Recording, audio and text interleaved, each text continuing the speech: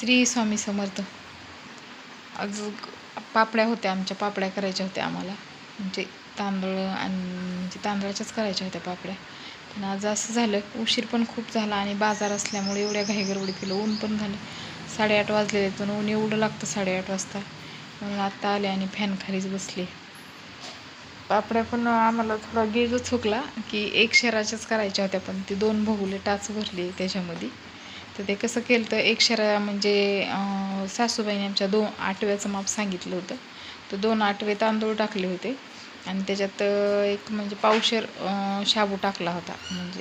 म्हणजे तांदूळ भिजायला टाकले होते. तांदूळ 2 दिवस भिजवले, तिसऱ्या दिवशी मिक्सरमधून काढले आणि मग शाबू आदल्या दिवशी रात्री भिजवला होता आणि तो पण मिक्सरमधून काढून टाकला. मग ते फुगलं ना जास्त, तर ते जवळ म्हणजे त्याच्यात आपला कुरड्या करायच्या असेल तर 1.5 पायलीचा चिक शिजतो.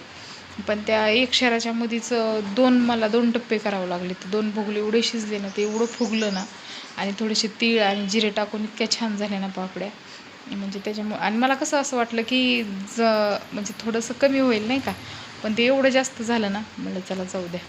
आणि ऊन खूप झालं, अजून मला स्वयंपाक करायचा आहे.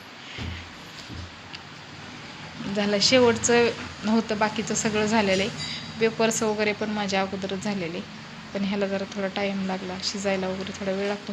कारण थोडं कच्चं जरी राहिलं ना, मग त्या पापड्यांचे तुकडे होतात, मग व्यवस्थित होत नाही. त्याच्यामुळे चांगले असे त्याच्यावर झाकण ठेवून चांगलं शिजलं ना, जरी असं शिजायला लागलं, उकळी आली ना, तरी पण 15 ते 20 मिनटं परत शिजून द्यायचं चांगलं आहे. आणि त्याच्यात सारखं फिरवत राहायचं, म्हणजे खाली लागत नाही, नाही तर खाली लगेच करपतं आणि लाल होतं मग ते. त्याच्यामुळे सारखं फिरवत राहायचं, म्हणजे लाल होत नाही. एकदम पांढरे शुभ्र पापड्या होतात, पातळ पातळ. आणि काही जण असे थापून करतात, तर मी थापून नाही केले. मी थापून नाही करत, तर अशा पळीनंच करतो. तर माझ्या सासूबाई पण होत्या आणि मोठ्या जाऊबाई पण होत्या. मग आम्ही दोघीनं केल्या आणि सासूबाई पण घालू लागायला होत्या. त्या मग त्यांना नेलं तर मी हाताला धरून की चला म्हणून, नाही का. असं आम्ही तर करतोच, पण त्यांना कसं विचारायला ही पाहायला अनुभव आहे सगळ्या गोष्टीचा, की म्हणजे शिजलं का वगैरे. जरा वयस्कर माणसं असलेली जरा फरक पडतो.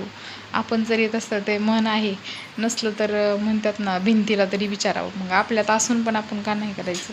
पण त्या पण आल्या होत्या, हळूहळू जिना चढून त्यांना नेलं आणि मग केला. आता आमच्या झाल्या पापड्या, पण आता शेवट एंड होता.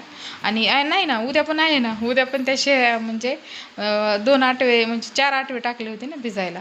तर जाऊबाईच्या 2 आटवेच्या होत्या आणि माझ्या 2 आटवेच्या, पण त्या लई झाल्या. मग एकत्र नाही शिजू शकलं एवढं, म्हणून काय तसंच ठेवलं. आता ऊन खूप झालं आणि मुलांना भूक लागली, त्याच्यामुळे स्वयंपाक करायचा आहे. त्याच्यामुळे त्या थोडक्यातच बास केला आणि म्हणलं उद्याच्याला लवकर उठून तेवढं शिजून करून घेऊ. चला आता स्वयंपाक पण करायचा आहे. सर्वांना श्री स्वामी समर्थ. बाय, भेटू पुढच्या ब्लॉगमध्ये.